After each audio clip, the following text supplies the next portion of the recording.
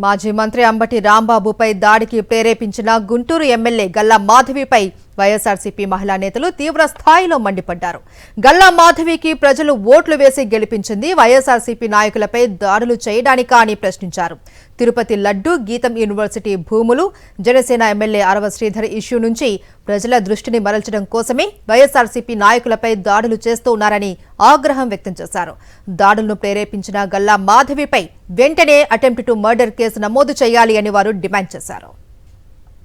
మాజీ మంత్రి గారైన అంబటి రాంబాబు గారి ఇంటి మీద దాడి జరిగిన విషయంలో మనం స్పష్టంగా చూసాము. అక్కడ మహిళా ఎమ్మెల్యే అయిన గల్లా మాధవి గారి నిర్వాకము ఎంత దారుణంగా, ఆవిడ వాళ్ళ భర్త వచ్చి వాళ్ళ కార్యకర్తలతో దాడులు చేయించడమే కాకుండా పెట్రోల్ బాంబులు వేసి ఇల్లు తగలబెట్టేయాలని ప్రయత్నించారు. ఒక మహిళ ఉండి ఇంత ఘోరంగా ఆవిడ ప్రవర్తిస్తూ ఉంటే ఏం చేయాలో అర్థం కాని పరిస్థితి. అసలు వీళ్ళకి పదవి ఇచ్చారు, మొదటిసారి ఎమ్మెల్యే అయ్యారు.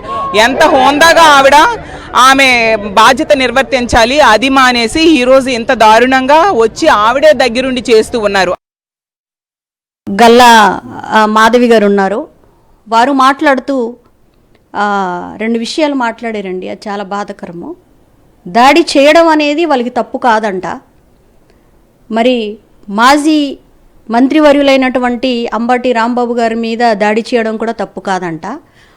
అతన్ని పట్టుకొని కొట్టి పాతేసి అంత్యక్రియలు చేసి ఉంటే బాగుండేది అని అనడం అనేది అది ఎంతవరకు కరెక్ట్? అది మాజీ మంత్రుల ఇళ్లపై టీడీపీ గూండాలు దాడులు చేస్తూ ఉంటే పోలీసులు ఏం చేస్తున్నారని ప్రశ్నించారు పిఠాపురం వైఎస్ఆర్సీపీ ఇన్ఛార్జ్ వంగ గీత.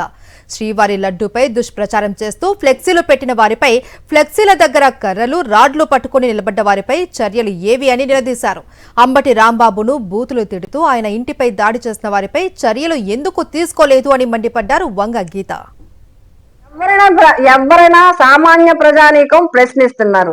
కర్రలు పెట్టుకుని ఫ్లెక్సీ దగ్గర నిలబడ్డ వాళ్ళ మీద మీరు తీసుకున్న చర్యలేంటి? ఫ్లెక్సీలు పెట్టిన వాళ్ళ మీద మీరు తీసుకున్న చర్యలేంటి? ఇంటికి నిప్పంటించి హత్యా ప్రయత్నం చేసిన వాళ్ళ మీద మీరు తీసుకున్న చర్యలేంటి? మీరు ఎన్ని రకాల ఎఫ్ఐఆర్లు వేశారు? ఎంత మందిని మీద కేసులు పెట్టారు? ఇప్పటికి లేదు. రజనీ గారు అడుగుతారు, ఆవిడ వేసేయండి లోపల. రోజా గారు అడుగుతారు, ఆవిడ లోపల వేసేయండి. అంబటి రాంబాబు గారు అడుగుతారు, లోపలేసేయండి. జోగి రమేష్ గారు అడుగుతారు, లోపలేసేయండి. అదే విధంగా గోవర్ధన్ గారు మాట్లాడతారు, ఆయన కూడా లోపలేసేయండి. ఎవరైతే ప్రశ్నిస్తారో ప్రశ్నించిన వాళ్ళల్లా ఎందుకు ప్రశ్నించారు? ప్రజాస్వామ్యంలో ప్రశ్నించిన వాడి మీద ఎఫ్ఐఆర్ వేయండి, ప్రశ్నించిన వాడిని జైల్లో పెట్టండి అనే పరిస్థితి ఉంది.